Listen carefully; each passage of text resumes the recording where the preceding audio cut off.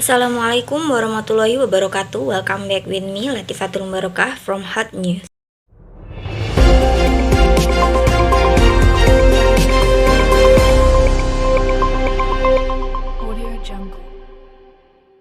Right now, we will talk about issue that really hot. What that issue? That is bullying issue.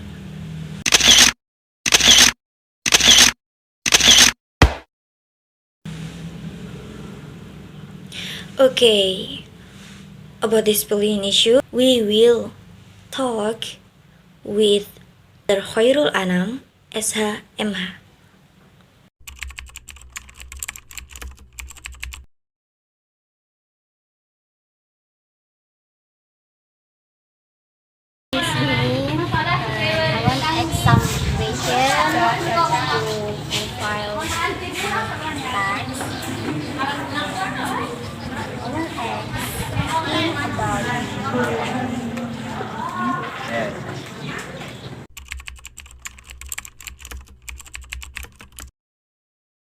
What do you think about bullying in junior and senior high school? SMP dari SMA ya. Jadi speaking Indonesian ya. Bullying di SMP, di SMA itu karena pertama dari faktor usia. Memang usia dari tingkat SMP, SMA itu masih pada masa peralihan umur mungkin ya. Itu oleh karena itu pergaulan mereka itu kan biasanya belum ada kontrol. Sebenarnya di sekolah itu sudah ada namanya pendidikan konseling untuk apabila terjadi permasalahan individu dari siswa-siswi, tapi mungkin karena sudah ada faktor-faktor apa yang belum diketahui, tetapi itulah dasarnya karena dari umur tadi itulah yang menjadi dasar kontrol mereka itu belum bisa kontrol dirinya, biasanya yang dijadikan ada bullying di tingkat SMP atau SMA.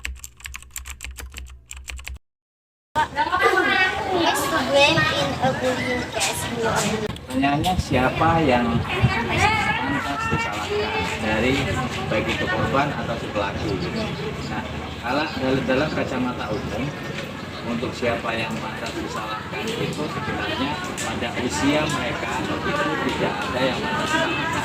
Dalam kacamata hukum itu langsung merujuk kepada dalam kacamata hukum, karena di hukum kita itu diakui bahwa anak itu masih pada usia pembelajaran, masih belum layak untuk mendapatkan gambaran bagaimana permasalahan hukum itu. Jangan diharapkan ke situ. Oleh karena itu kalau siapa yang disalahkan itu terkait dengan pergaulannya tadi, mungkin faktor-faktor lingkungan.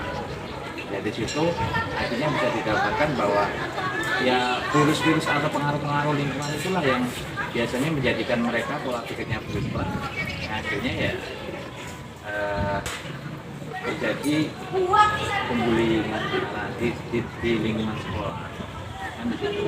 Cuman dari kacamata hukum tadi bahwa seusia sekolah itu belum layak untuk dimasukkan ke ranah hukum karena usia dia itu masih usia produktif untuk mendapatkan pembelajaran. Karena itu di hukum Indonesia kan ada hukum perlindungan anak. Karena itu biar anak pidana pun ada pidana khusus anak. Gitu. Itu kan perbuatan-perbuatan yang ranahnya larangan pidana. Perbuatan kejahatan, tetapi dia karena masih pada umur anak, artinya dia belum patut masuk situ. Jadi kalau siapa yang patut disalahkan, tidak ada yang harusnya disalahkan, tetapi banyak pihak yang harus bisa membenarkan atau mengarahkan baik agar tidak terjadi pembulian dari pihak sekolah, dari pihak rumah, lingkungan rumah.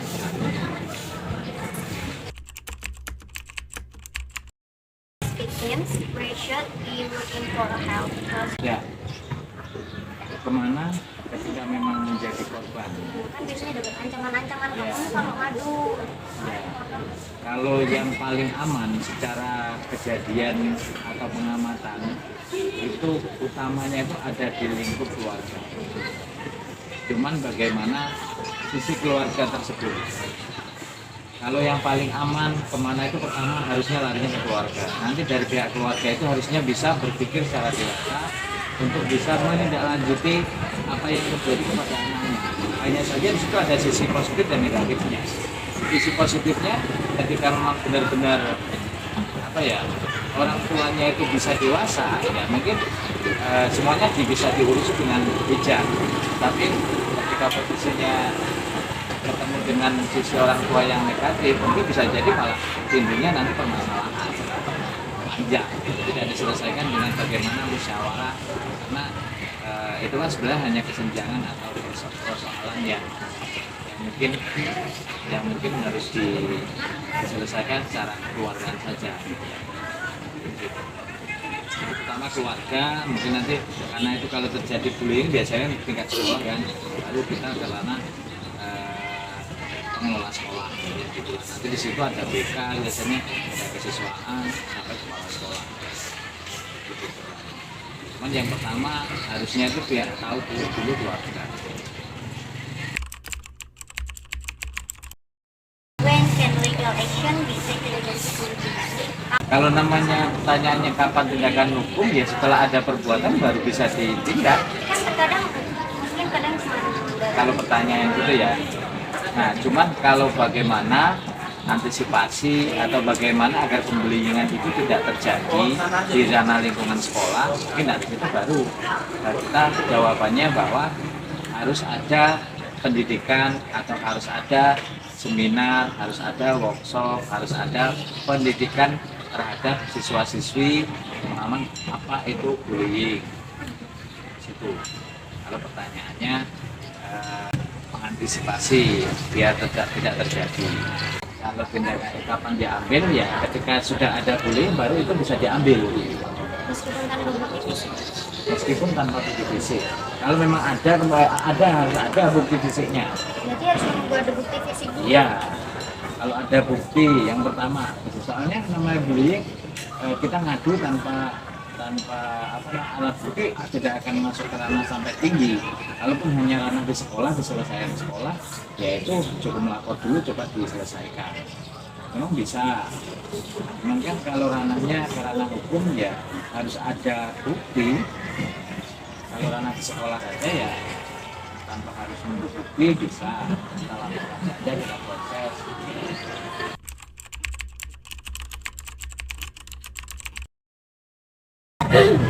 What if the act of bullying causes the victim to lose his life or the victim suffers very serious injury? But because the perpetrator is still minor or for other reason, the perpetrator is not jailed. How do you think about that? Hukum pidana di Indonesia terkait dengan pidana anak atau perbuatan yang dilakukan oleh anak di bawah umur menurut hukum pidana itu tetap ada pidananya kalau sudah terbukti. Nah, terbuktinya di mana? Ya kemudian proses persidangan. Nah, kemudian proses persidangan itu ya kita lihat kalau memang masalah nanti dia tidak bersalah akhirnya setelah pembuktian, nah itu kita lihat persidangan. Tidak bisa kalau ternyata ada pak kasus yang akhirnya dipidana, penjara, ada juga yang tidak. Itu bagaimana prosesnya? Ya itu tergantung bagaimana pembuktian alat bukti itu berada di proses persidangan. Kalau untuk kasusnya sendiri, kalau namanya bullying di Indonesia sudah ada. Indonesia kita sudah ada aturan hukumnya bahwa itu terkait dengan kekerasan. That is some conversation with Mr. Khairul Anam SHMH, and that is issue that we'll discuss, and see you next time in the next issues. I'm Latifatul Barokah. Thank you and assalamualaikum warahmatullahi wabarakatuh.